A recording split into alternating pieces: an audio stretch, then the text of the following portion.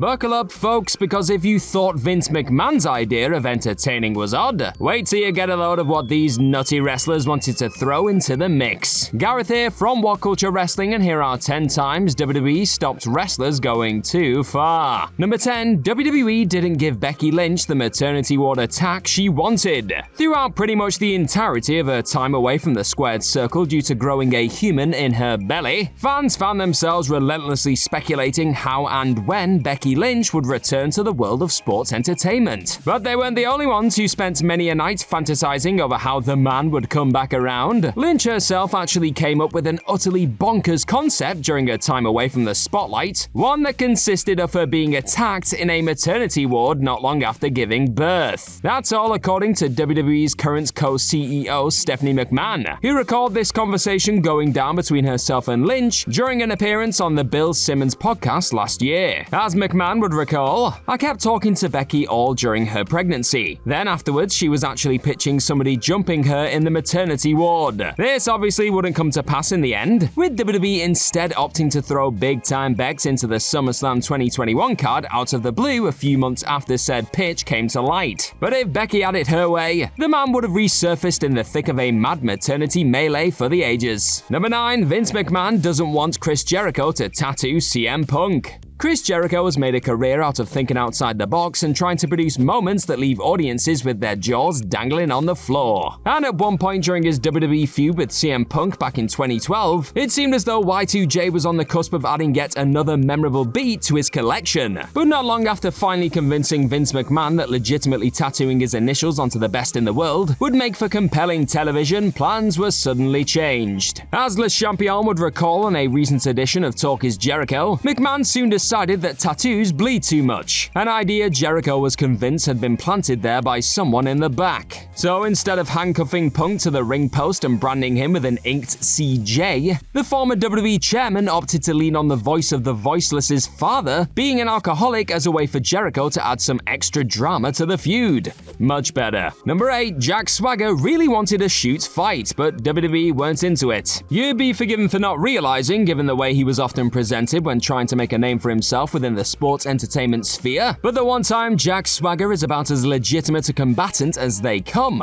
On top of being an NCAA Division I amateur wrestler, and All-American for that matter, Jake Hager would go on to very much kick some ass within the cage down the road, signing with Bellator in 2017 and currently boasting a record of 3-0 with 1 no contest. Before he officially tested himself in the world of MMA though, the then Swagger floated the idea of shining a light on his legitimate abilities in the middle of a squared circle to WWE at one point. As the eventual AEW star would reveal on the MMA Hour, after years of being thrown into 2-minute matches with performers he claimed couldn't hold his jock, he pitched the concept of a shoot fight with a fighter of the company's choosing on their show. Despite wanting to try something different, as he put it, WWE were having none of the shoot chaos, with the likes of the Brawl for All debacle likely sitting as a reminder of why legit fighting should probably be kept as far away from pro wrestling as possible. Number 7, WWE didn't want to see Jeff Hardy's mid-air swanton spear with Brock Lesnar. Jeff Hardy's penchant for high-risk maneuvers has led to many an explosive reaction and instantly iconic WWE moments over the years. But while the company were all too happy to watch the charismatic enigma throw himself off trons, trailers, and countless ladders throughout the decades, there was actually one spot that WWE felt was too much even for the seemingly indestructible Hardy Boy. As Jeff himself would note to Corey Graves on the After the Bell podcast, in the lead-up to his match with Brock Lesnar at Backlash 2002, Hardy pitched a moment when the Beast would spear him out of the air mid-swanton bomb. As he put it, "I would do the swanton and he would spear me upside down out of the air because I thought that was possible. Someone like Brock, he'd be able to do that. They said, no, you can't try that, that's insane." And they may have had a point. Hardy attempted said move in a match with Kurt Angle years later and would recall that it didn't work out at all. Number 6, Bully Ray doesn't quite fit the be a star image. In the time before making his long-awaited return to all things WWE in 2015 alongside fellow Dudley Boy Devon, Bubba Ray took his career in an entirely different direction over in TNA/Impact Wrestling. Rechristening himself as Bully Ray, the wrestling veteran set about forging a singles path for himself that eventually saw his heel character terrorizing the show en route to lifting the TNA World Heavyweight Championship. So when the multiple-time tag champion decided he was happy to wave goodbye to the Dudley chapter of his most recent WWE run, Ray opted to pitch his bully gimmick to Vince McMahon. Despite the former boss very much being aware of his villainous work in TNA though, Ray would recall to Chris Van Vliet how Vince simply couldn't get around the word bully because of the Be a Star program. Not even pushing for a redemption arc that would have seen Ray eventually become a Be a Star role model could keep McMahon from being reluctant to push a character with the word bully in his name, nor could the alternative moniker of the Intimidator Bubba. Well, that was 50% of the reason bully never came to be in WWE at least. The other 50% will no doubt pop up in another interview at a later date. Number 5, Aleister Black wanted to take Rey Mysterio's kids hostage and WWE weren't keen.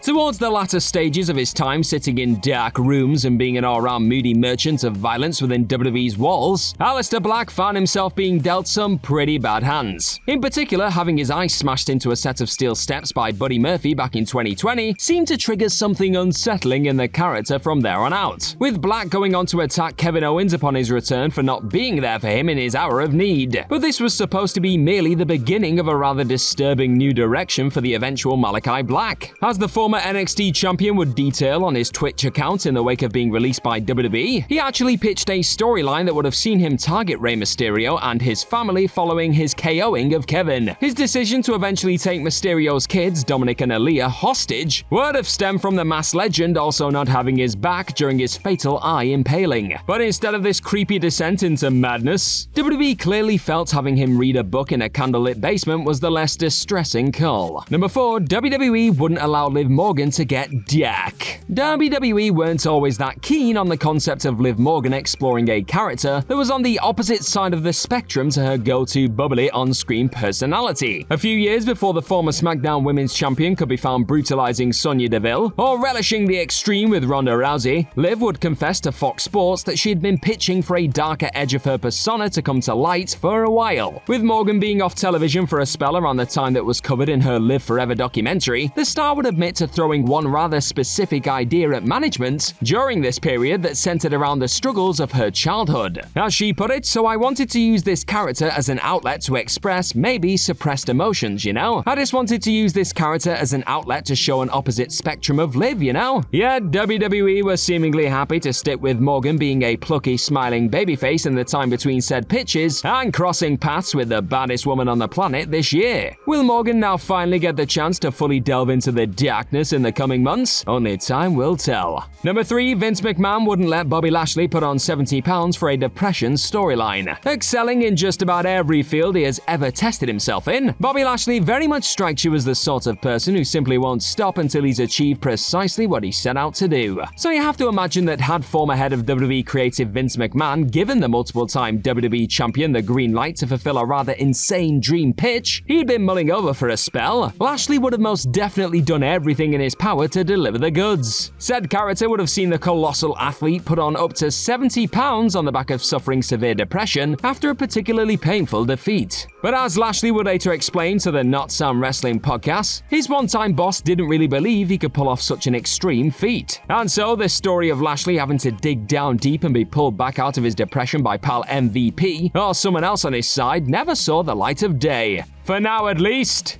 Number 2, Ronda Rousey's thumbtack finish is given a hard no. Ronda Rousey was all too happy to go into some compelling detail about her recent Extreme Rules showdown with Liv Morgan over the SmackDown Women's Championship on her YouTube gaming stream. On top of explaining her reasons for repeatedly smashing a bat into her rival's ass during the divisive brawl, the baddest woman on the planet would also note her original pitch for the brutal finish of their collision was shot down by WWE management. Instead of the sequence that saw Liv pass out in a unique submission that involved Ronda crushing Morgan's head between her thigh and a broken table, Rousey wanted to be powerbombed onto some thumbtacks before locking in a submission on the now former champ. Morgan would have then passed out face down in the tacks, with her hand protecting her mug. Gone are the days of utilizing this excruciating weapon in WWE though, as revealed when Rousey saw her request denied due to legally the company not being able to purposely injure people and cut their skin and stuff. Number 1, Kevin Owens isn't given the pirate ship bump green light. 1 year on from having to make do with throwing himself off a damn WrestleMania sign inside of an empty performance center, Kevin Owens was hell-bent on going one better for the return return of live crowds at Mania 37. The former Universal Champion let everyone know who would listen what his intentions were in the lead up to WWE's long-awaited show at the venue. Speaking to Fox Sports in the lead up to the 37th show of shows, Owens again reiterated his desire to launch himself off the ship during the upcoming event, confessing, "I will literally do everything in my power to get to the point where I can jump off that ship." However, a number of obstacles ultimately killed off Owens' dream of walking the plank in the end. According to Fightful Sean Ross Sapp, Owens and Sami Zayn's match not being a no DQ, the boat in question being much larger than expected, and then the hazardous weather on the night all put an end to KO's planned shipwreck. Main eventing opposite Stone Cold Steve Austin a year later isn't the worst consolation prize though, right? And that's our list of any other times WWE stopped wrestlers going too far. Let us know all about them in the comments section right down below, and do not forget to like, share, and click on that subscribe button while you're at it. Also, if this kind of thing is your bag, then head on over to whatculture.com and find some more incredible articles just like the one this video you're watching right now is based on. I've been Gareth from What Culture Wrestling. Thank you as always for watching this lovely video today. Hopefully I'll see your faces very, very soon, but in the meantime, just be good to yourself. Bye bye!